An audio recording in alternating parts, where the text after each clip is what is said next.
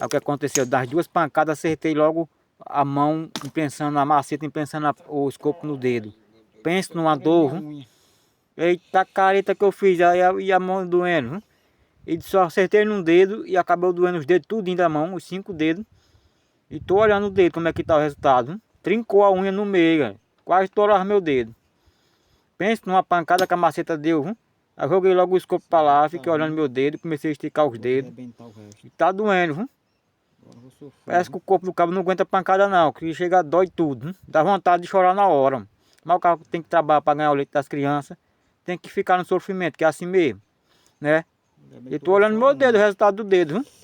Mas tô xingando tanto esse escopo, só Deus sabe, viu? Meu Deus do céu, ai que dor. E tem que trabalhar para ganhar o pão de cada dia, é na dor, é de todo jeito. Agora eu peguei esse escopo, joguei tão longe com a raiva, que eu não quero nem ver ele na minha frente mais.